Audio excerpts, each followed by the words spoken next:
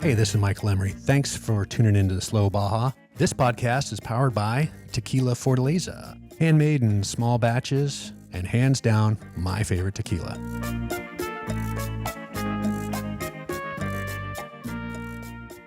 Well, if you've been listening to me for a while, you know I'm an absolute minimalist when it comes to Baja travel. But the one thing I never leave home without is a good old paper map. And my favorite is the beautiful, and I mean beautiful, Baja Road and Recreation Atlas by Benchmark Maps.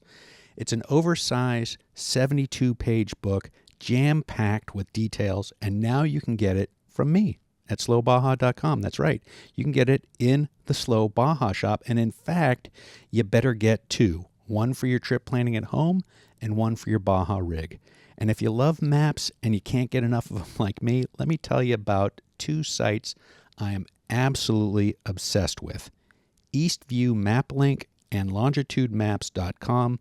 Whatever you're looking for in maps, it's there. From the entire Benchmark collection to Baja wall maps to custom maps, you'll find it all at longitudemaps.com or evmaplink.com. You know, I've long said it, ask your doctor if Baja's right for you.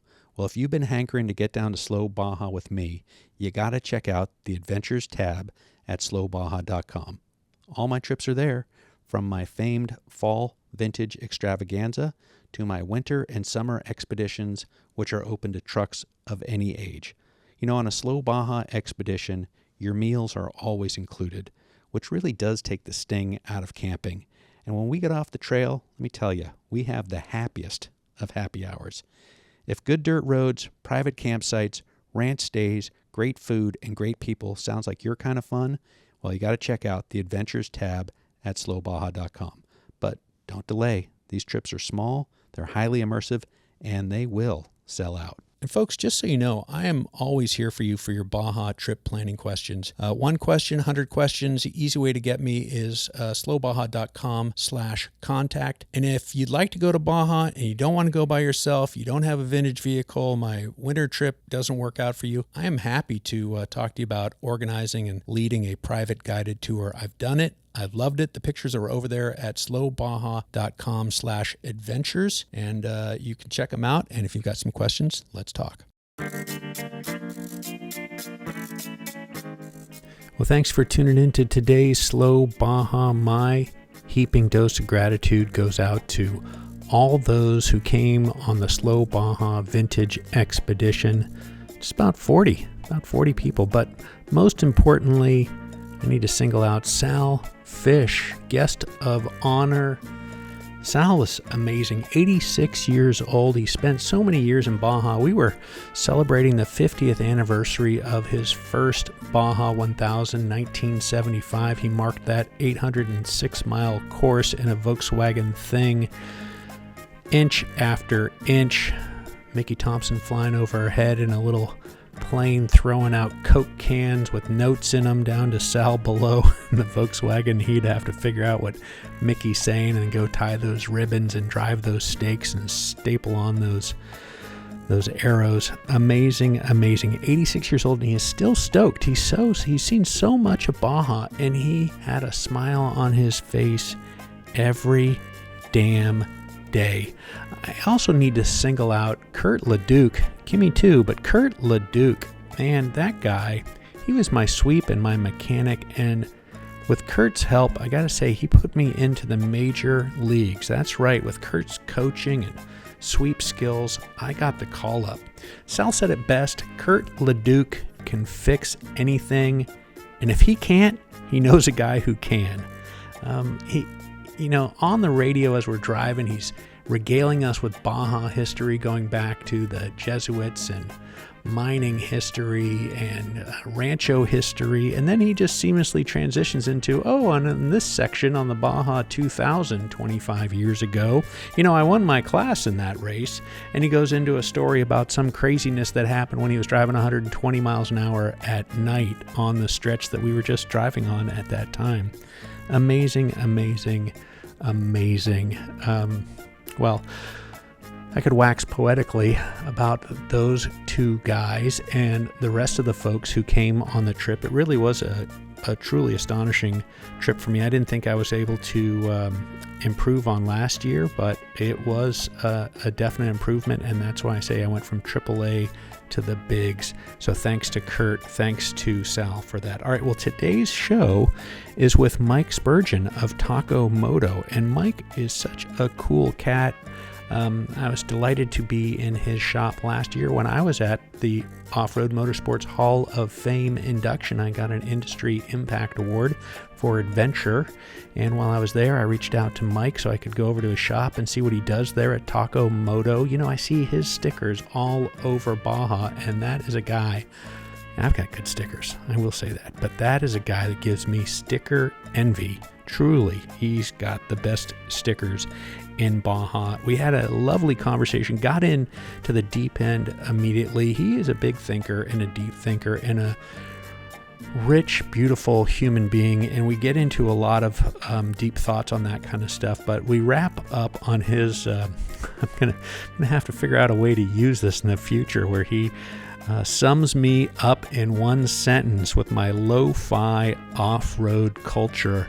I don't quite know what that's all about, but I think it fits me to a T, and I gotta say thanks to Mike Spurgin, Taco Moto, for coming up with that. All right, without further ado, today on Slow Baja, it's Taco Moto, Mike Spurgin.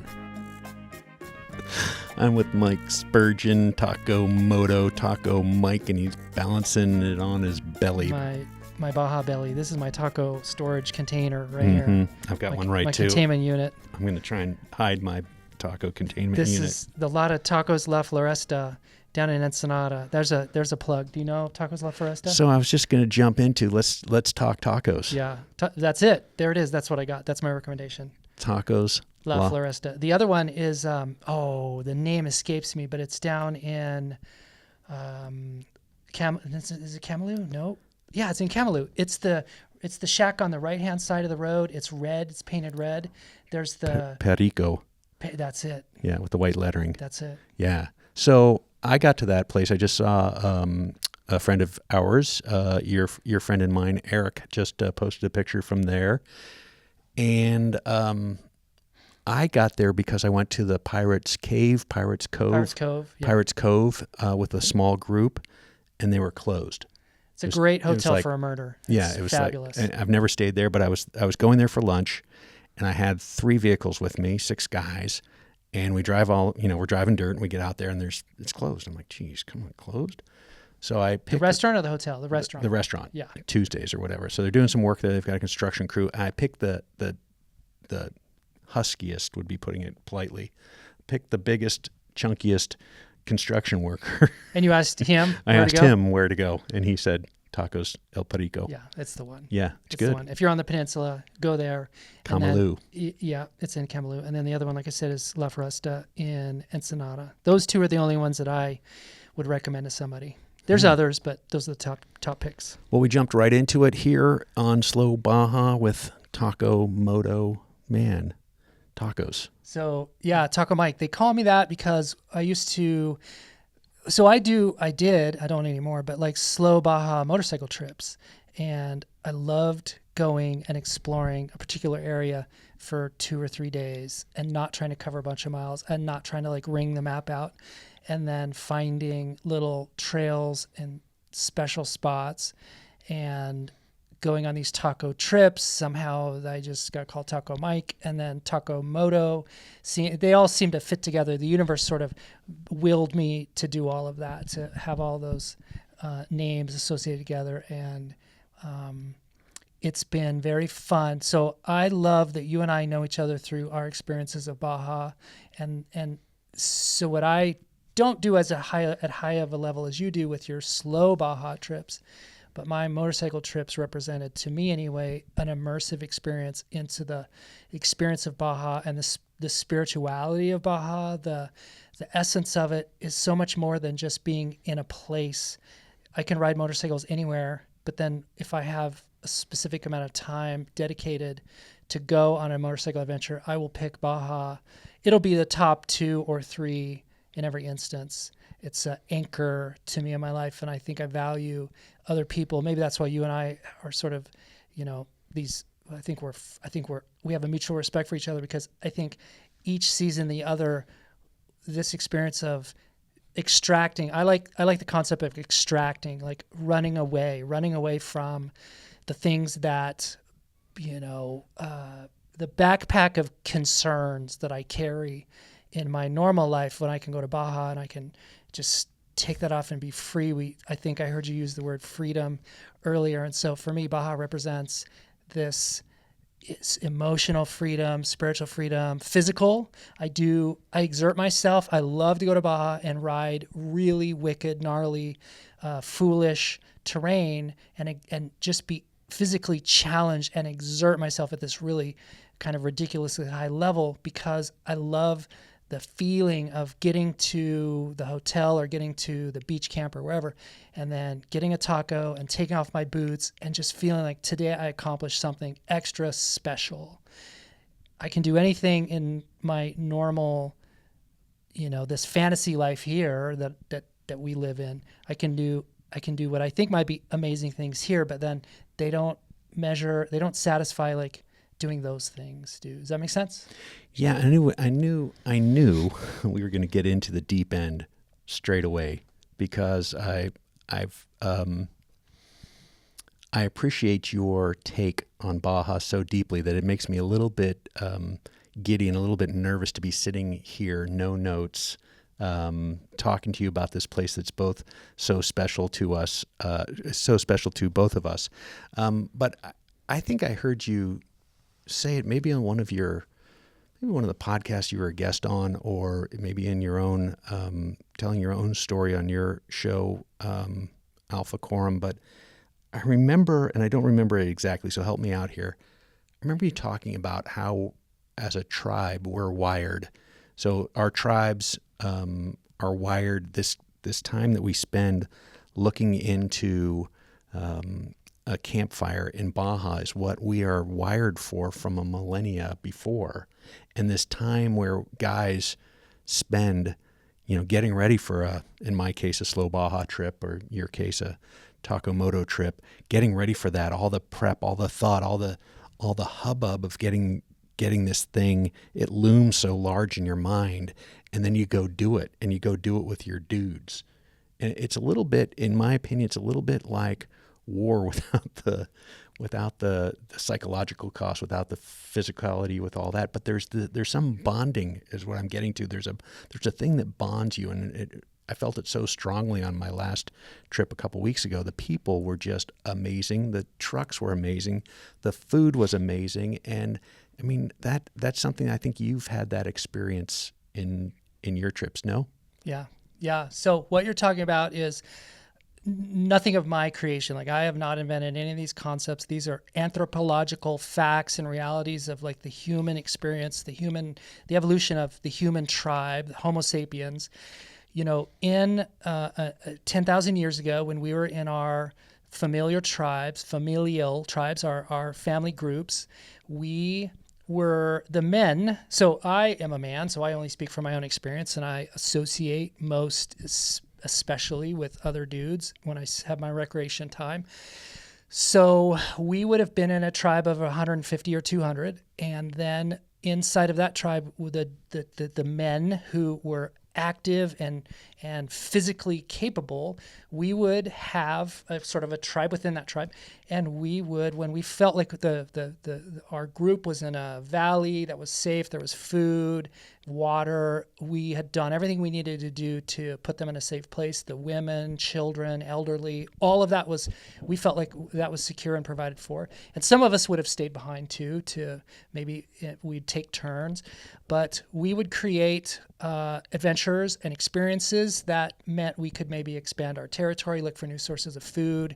We might need to defend a territory or go maybe try to conquer a new territory. But maybe we would do these things because maybe we felt like it was a purpose, but maybe it was just because we were driven and to go and to do. And I like so you brought up sitting around a campfire. There's this thing that humans are drawn to with entertainment. Now we sit around a little glowing screen and we use that light, and that light, there's something in our DNA that wants to stare into a light, because our ancient ancestors did it, and it's really wired into us. So there's this mesmerizing thing that happens when we look at a screen or we look at a fire, because that's part of our wiring.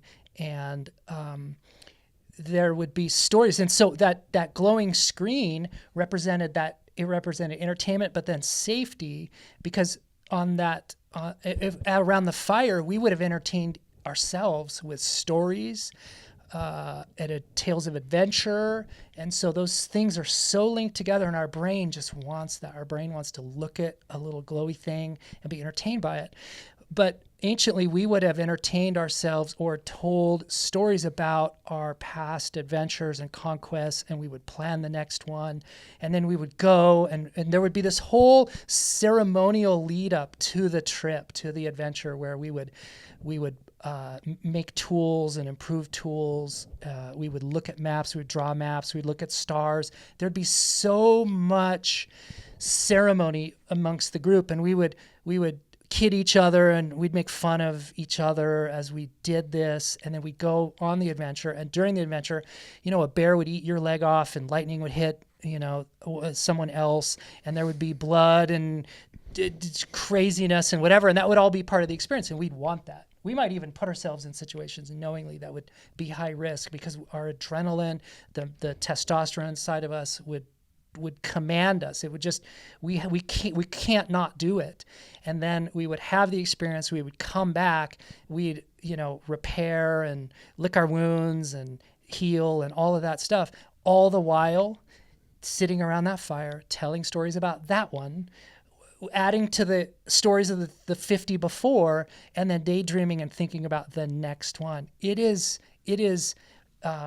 wired into the DNA of a man to do that. And when we aren't doing that in our lives, we fall into disease.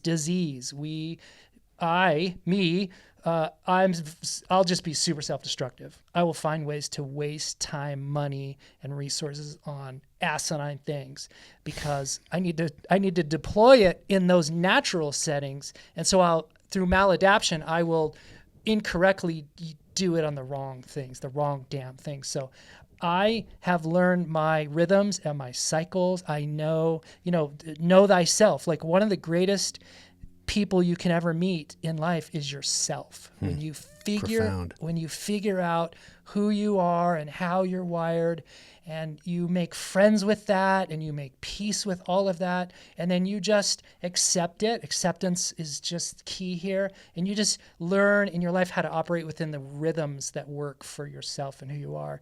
That's peace, that's joy, that's happiness, that's tranquility.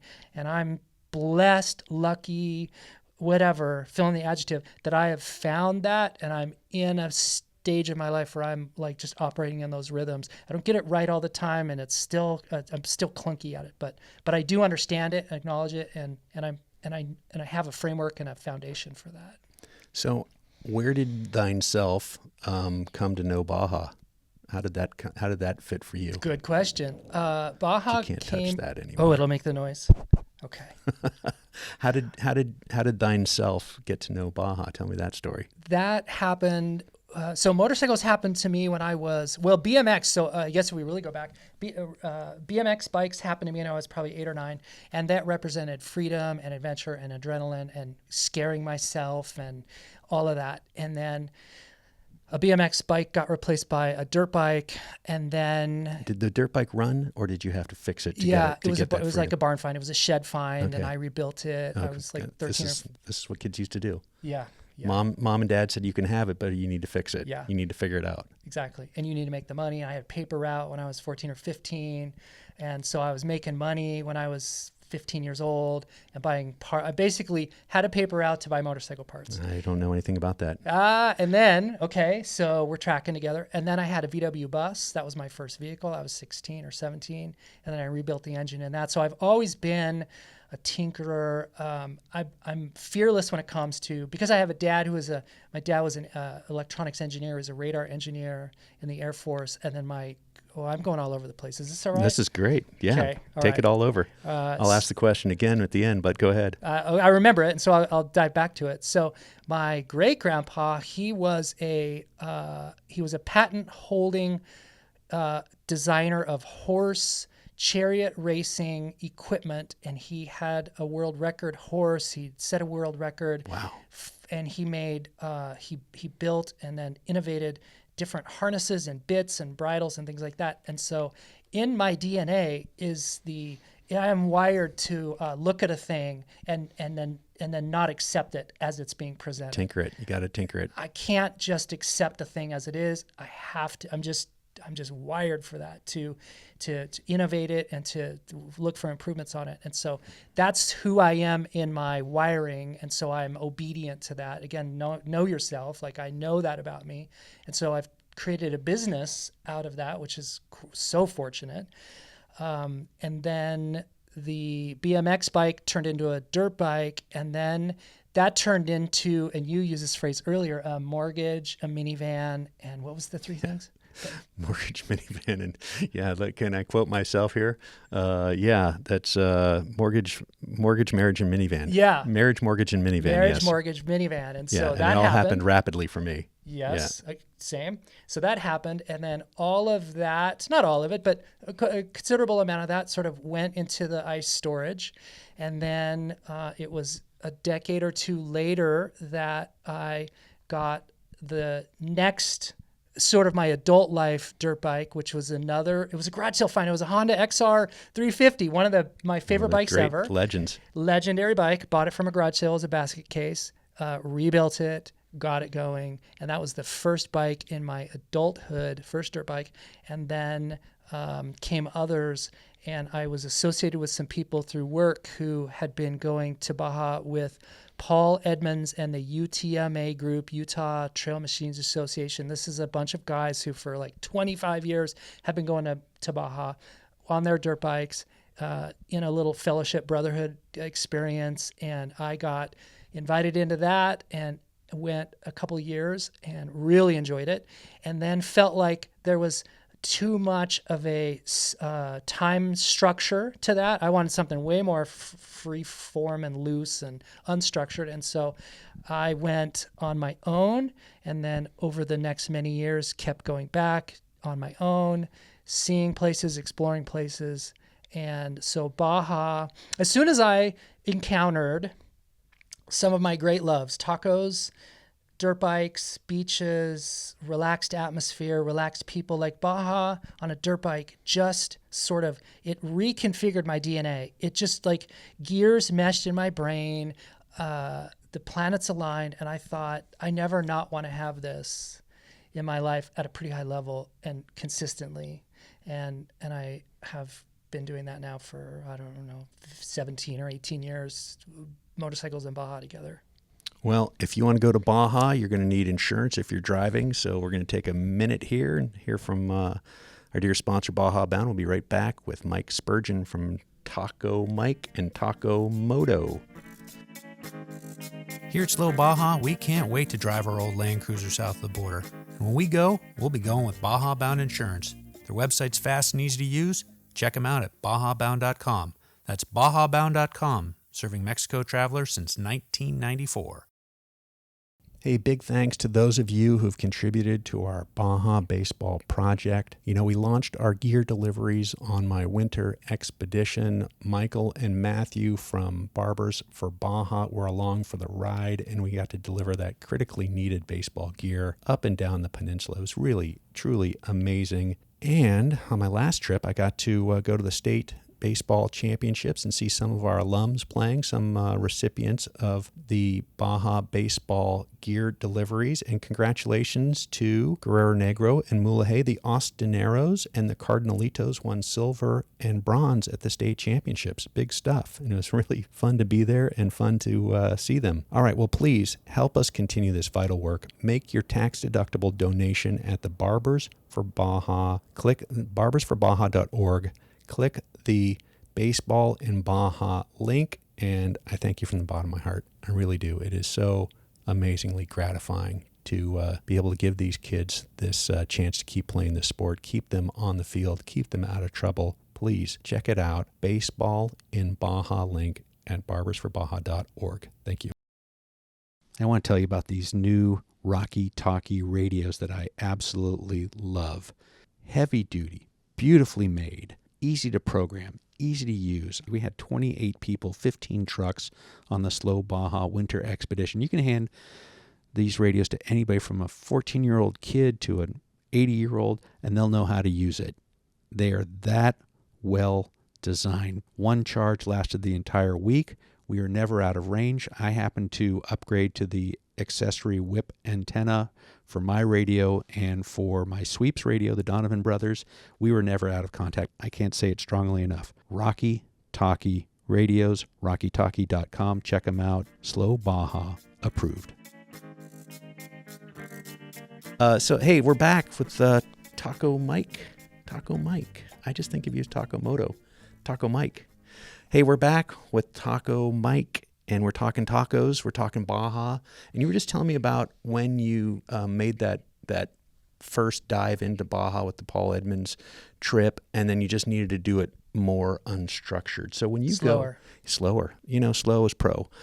When you go, do you have that buddy that you call? Does somebody get the call, and it's Mike calling, and you're calling saying, hey, man, come on. Yeah. Take a week off. Let's go. Yeah. Because I think time is the most precious commodity in getting friends with family, marriage, mortgages, minivans themselves, employers, what have you, to come and go to Baja with me, you know, to do this thing that I love, that I hold in such reverence. Yeah. Even now, after 40 years of doing it, you know, like it's still, I can't wait for the next trip. Yeah. Do you have a short list of people? Do you go by yourself? How does that play out for you? I don't. I never go by myself. I've never been by myself. So. Yeah, no, I didn't think so. There's a little bit of a risk factor. I don't want to scare anybody away from going to Baja. And people do it solo all the time, and I have great friends that do it. I just happen to have a comfort level that says I want people around me. I also want to share the experience, and so I don't not go because of a particular safety reason or safety worry. It's just that I want to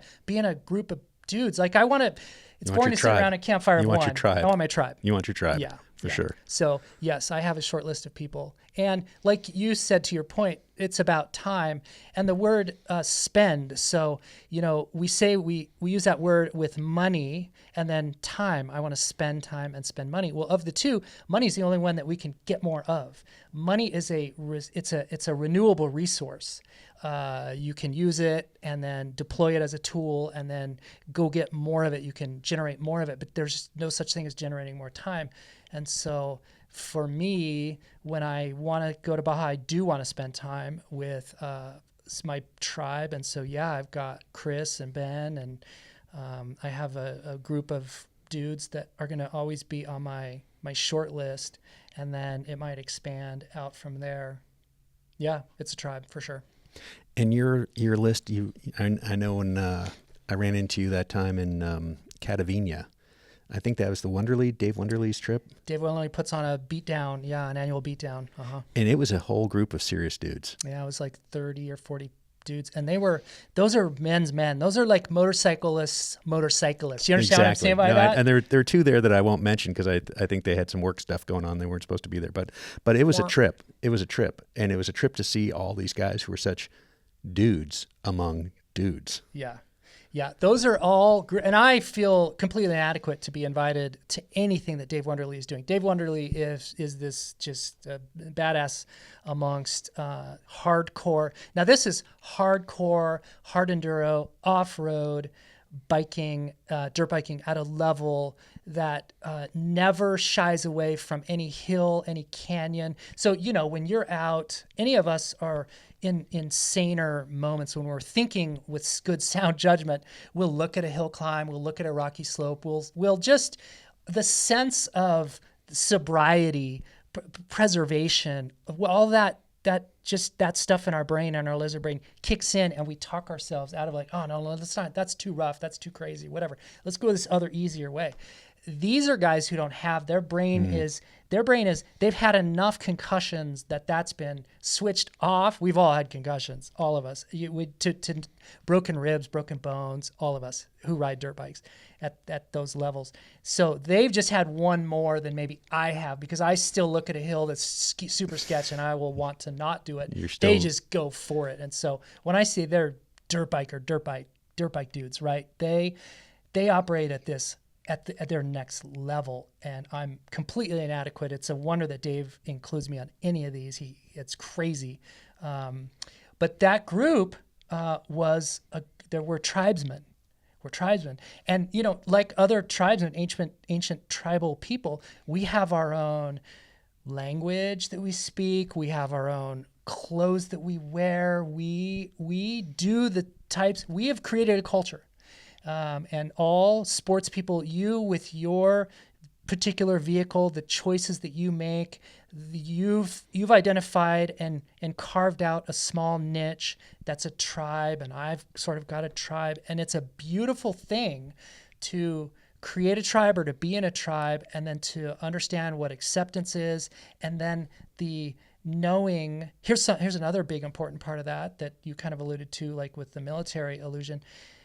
When we go on these trips, there is a big element of danger, and the camaraderie is deepened because I survived because you helped me, and then there was a moment where I helped you, and those become core memories, and then there's a huge trust factor that develops. They're just doing these things work on a level, that a subconscious, unconscious level. And I believe that when you find that thing, whether it's snow skiing or mountain biking or dirt biking or land cruisers, whatever it is, like when you find that and then you associate with a group of people that are deeply devoted to that, and it's a wholesome, legitimate thing, that's it. You're there. Yeah, for sure. Hey, and when you're there, what part of there is the part that you want to be in Baja? People always ask me, like, tell me about your favorite parts in Baja. Tell me about your favorite parts in Baja. I'll, and then I'm going to ask you that question back. So my favorite part is the zone around Catavina. Uh-huh. So maybe a 100-mile circle around Catavina. Also on the Pacific coast from, say, I always say this wrong, but Erindera? Yeah, Erindera. Yeah. So from Erindera down to, say, El Rosario, that coastal section, and then you have to kind of leapfrog down to Catavina and draw a 100-mile circle around Catavina, and then maybe jump over to the Bay of LA and put a circle around that. So that's kind of that far western zone, and then a circle in the middle. That's my zone. How about you? I always say it's the next place that I'm going in Baja is my favorite, because I started this whole thing to really explore the whole slow Baja thing. And for me, getting out in a 4x4, doing gentle ranch roads, dirt roads, I'm not trying to rock climb. I don't want to have anybody out there spotting me saying, do this, do that. The kind of hairy stuff that you guys are doing on bikes. That's not my jam. I just want to get down to see where this road that I can see goes all the way to the horizon. Like I'm looking in the road right now. I'm looking at the old road that goes to Bahia de Los Angeles from San Felipe. I can see those two tracks. You're looking at it on satellite and you see it there? I'm seeing it in my mind, the satellite in my mind. I'm seeing it there. And I just want to go down and find out where that road goes. And for me, so much of it is just that. And so the what are my favorites? I don't know if I can say what are my favorites, but I got to say, now that I'm running these trips and I'm doing kind of what's the Japanese philosophy where you're trying to get 1% better every day? Yeah, I'm trying to get better. You're Kaizening your Baja trips, dude. I'm trying to get better and better and better and better I dig it. every time. Okay. And so I started with a route that I thought was great, but I've been tweaking it and tweaking it and tweaking it and tweaking it. But the thing that I love the most on this trip, the chase, it's a drug, is rolling into Catavina. And sunset. And when we roll into Catavina and people see those first, coming from the north, they see those first cardones, and it's so amazing. And then they see the rocks boulders start to grow out of the ground. Yeah, and those boojum trees. And then we hang off the highway. We take a left and we go down the dirt road, and then we cross back over the highway and we get into our camp. And then, the Fortaleza rep is there, and the margaritas start, and the campfire gets built. Santa Ynez, right? That's where you guys like to pull in. No, we've got another spot, but I get I get Linda from Santa Ynez to come out and do a carne asada for us in the Cactus, which is just amazing. And again, so you bushwhack it out. I bushwhack it. Okay. But we got a beautiful spot, and I've got Linda and Sergio, and I think her guide Danielle come out and they do a cactus cookout for it, and that again is a beautiful thing. And this particular trip that was only a couple weeks ago, so it's still fresh in my memory. Getting Linda out there after the evening was over, and she's packing up all her stuff, and I'm asking her if she can leave this and she can leave that, and I'll drop it off at the ranch the next morning. And she said, yeah, I'm so glad that you're not doing the trip tomorrow, because right now, from here, from my campground, she was going to drive for however many hours it is to Ensenada because she had a follow-up with her doctor the next morning at 9 o'clock in the morning so your timing was for spot a on. cancer screening. And I think, like, what woman in America would say, I'm going to go out into the Cactus and cook for 24 people, and then I'm going to get in my truck. Dirty off-roaders. Yeah, I'm going to get in my truck at 8 o'clock at night and drive up to Ensenada on some road that's going to have cows and potholes and whatever. And I just realized that's the people of Baja, for me, I think are my favorite. As much as the place, there are so many places that I love in Baja, especially the next one that I'm going to, but the people are amazing. And I think Catavina is an amazing place. If I have a favorite, it's getting close to Catavina. I'm not going to say it's my favorite, but it's an amazing spot. It's a podium finish. So I just had this visualization while you were talking about, all of the things that you just wrap it up in like what's so great about a taco is it's just, you just throw a bunch of awesome stuff in a thing that you hold, and then you can enjoy that. And maybe what you're expressing is like this beautiful representation of the experience as a metaphorical taco. You throw in the people and the scenery, and then who you're with, and the equipment and the preparation, and then the imagination that it took to even get there in the first place, and all of that together becomes this amazing little taco experience. Not to put too fine a point on it. Yeah, I'm going to take that. That's a pretty good one. So tell me about we're sitting in your shop here. You've got multiple shops here in this business park. Taco Moto is kind of a thing. You've got these orange bikes right here that you make really sweet for folks. You've got all sorts of parts and stuff. I'm going to give you 1 minute for blatant self-promotion, then we're going to switch it back to Baja.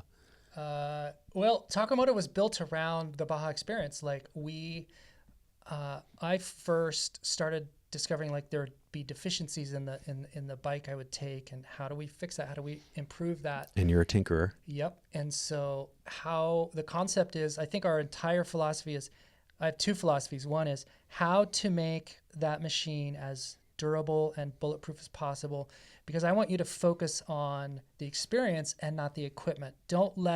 Because the equipment is easy.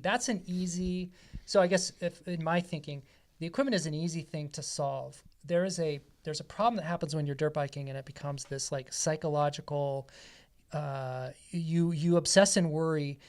Dirt biking requires so much input of thought, energy, balance, risk. It's very high risk.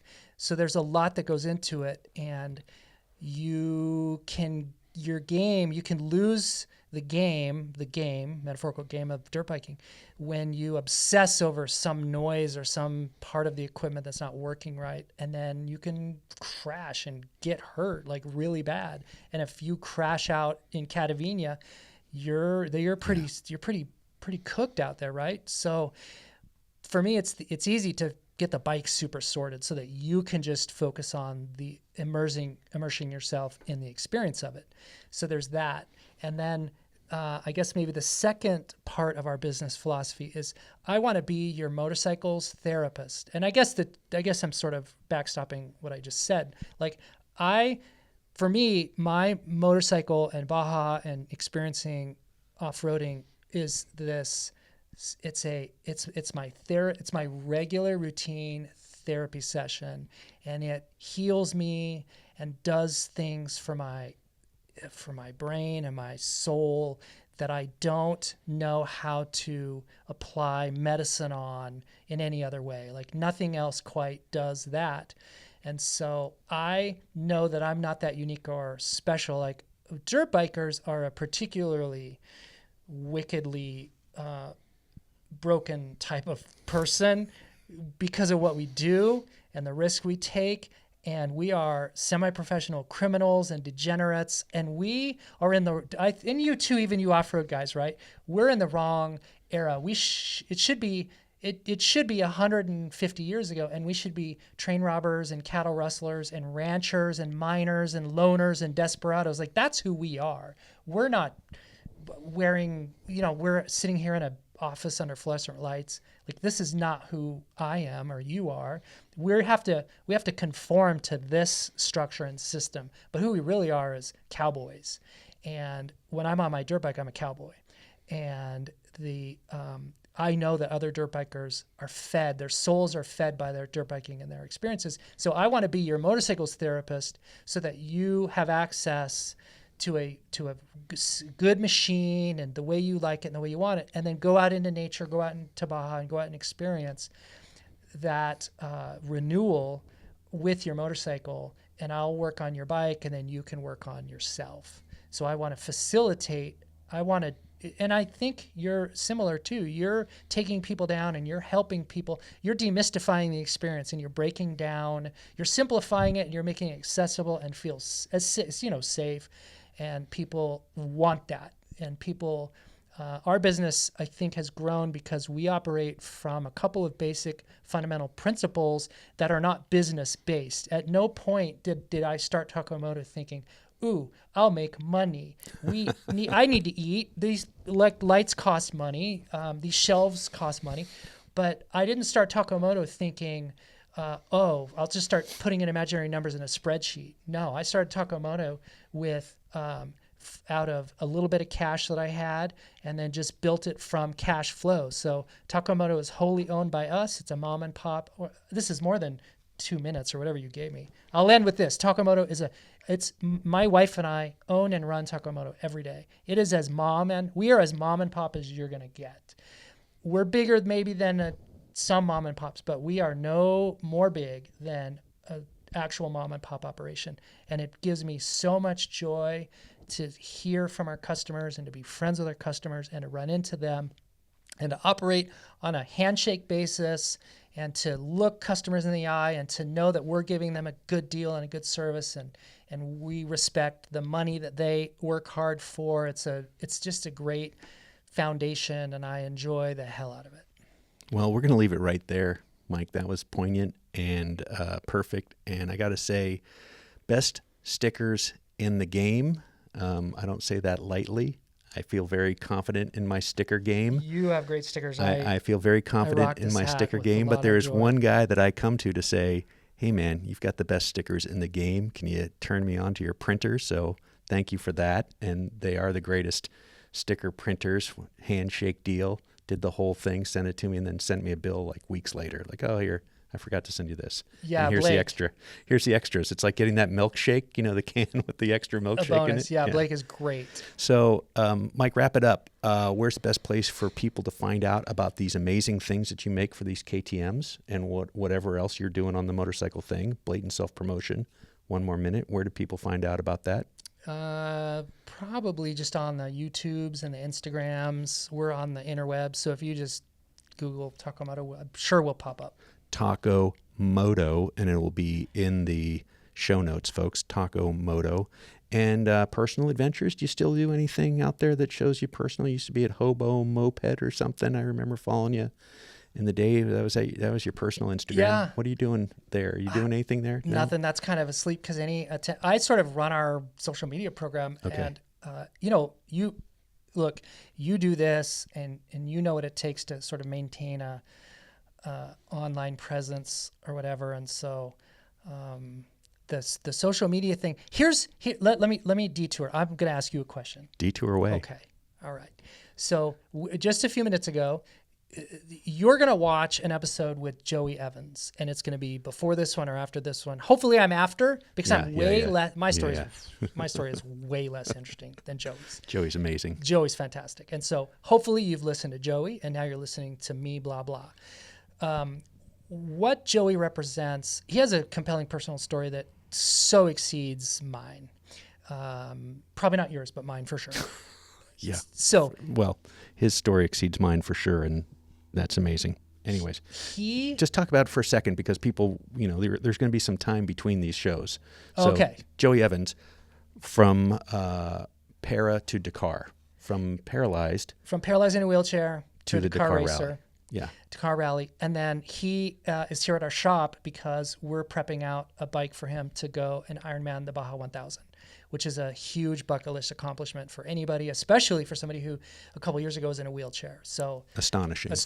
Frankly, astonishing. It's immense. So what this guy's doing is incredible. He lives a public profile. He's out there. He puts himself out there. He has his book. It's fantastic. I'm about 3/4 of the way through it. Go get it. Go buy it.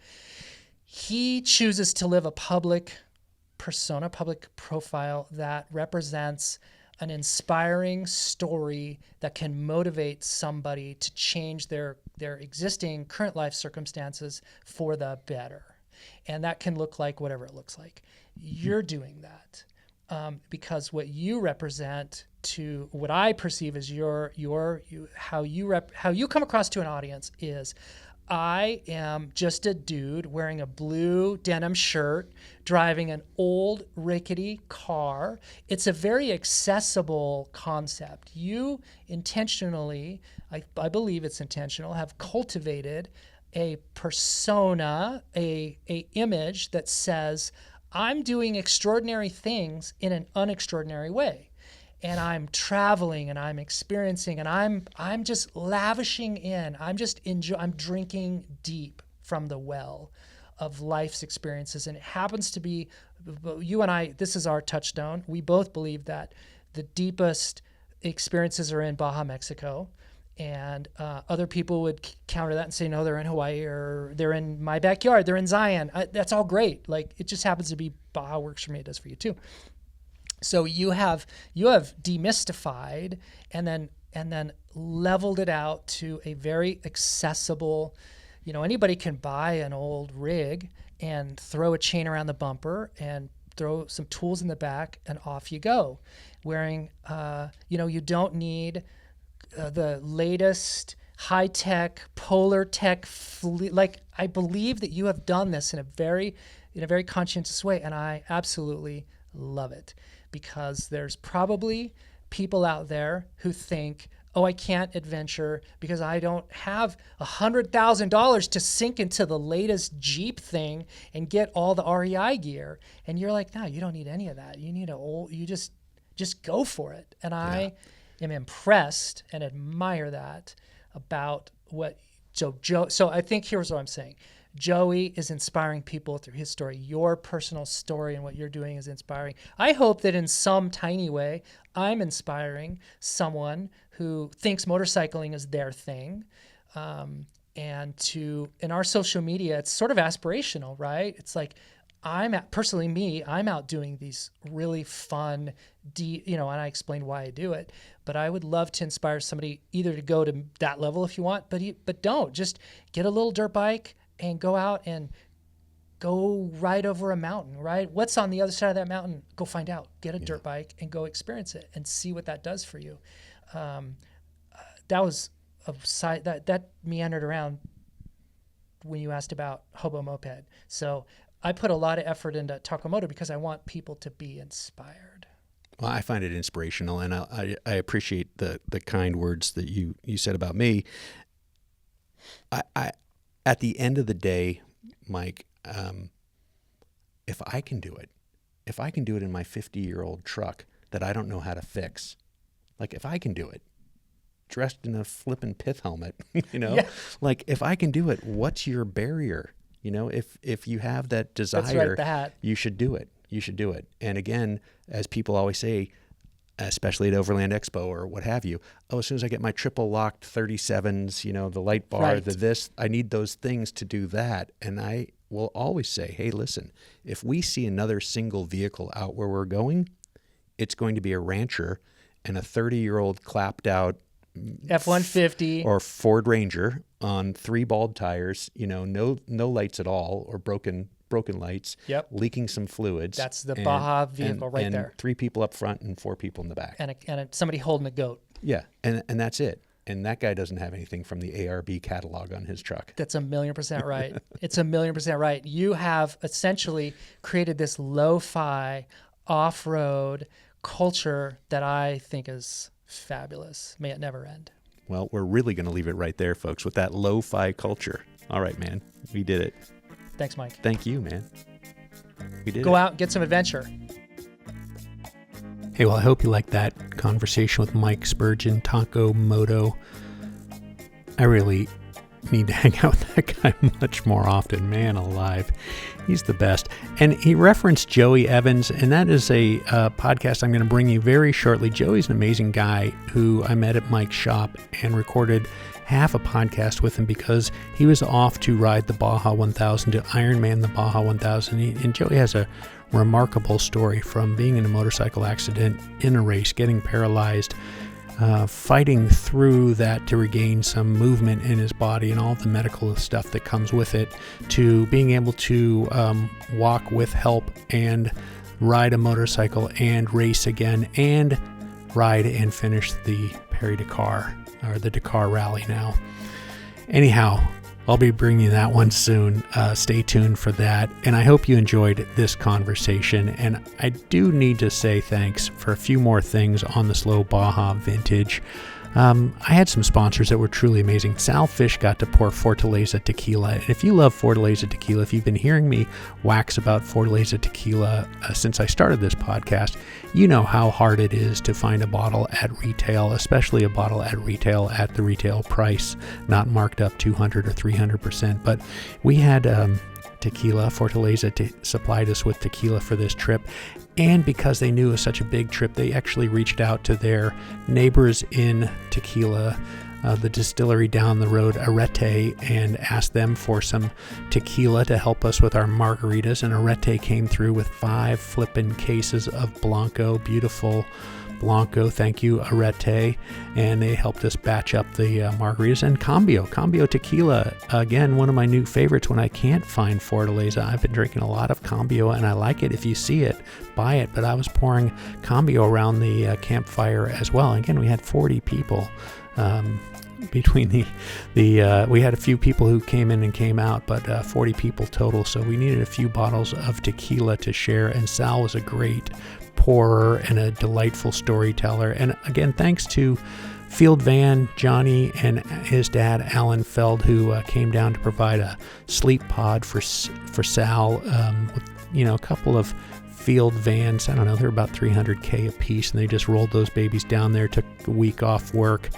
Founder of the company and his son, who's president of the company, and they came to Baja with me, and they were just amazing. And one night we set up and we screened Dust to Glory in Catavina, and that was just the coolest moment I've ever had in Baja. Sal's watching. It was a huge surprise, and I got to say thanks to Johnny and Alan for making that happen.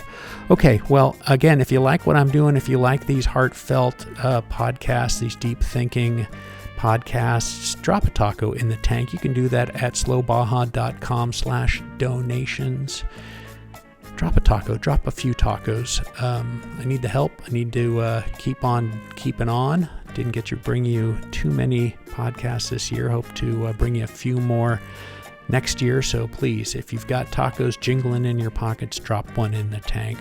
Also, if you're over there at slowbaja.com, please check out the shop. I always love getting those notes after somebody buys a hat or a tee or puts a sticker on their Baja rig, and that leads to a great conversation. It really does warm my heart because, it is a small community, it's a tight community, and I appreciate you repping Slow Baja. So winter's here, and that means it's Baja travel season. Get out and rep slowbaja.com. Okay, well, it's time of the show where I get to tell you about Slow Baja alum, Off-Road Motorsports Hall of Famer Mary McGee. Mary had a pal, Steve McQueen, and Steve loved Baja, and he got Mary out there riding in the dirt. Steve said it. Mary, Baja's life. Anything that happens before or after, it's just waiting.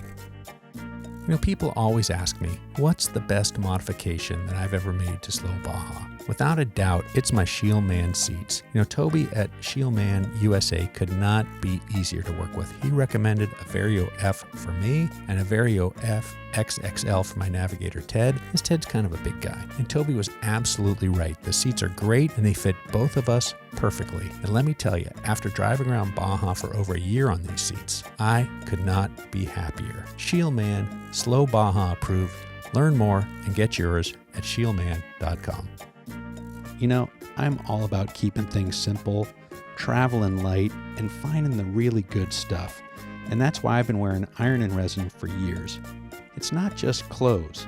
It's gear that holds up in the dust, the salt, the spilled tacos, and still looks good when you roll into town. Made in small batches by folks who care, no flash, no fast fashion, just the kind of stuff that gets better the more you wear it. Check them out at ironandresin.com and pick up something that'll last the next 1,000 miles.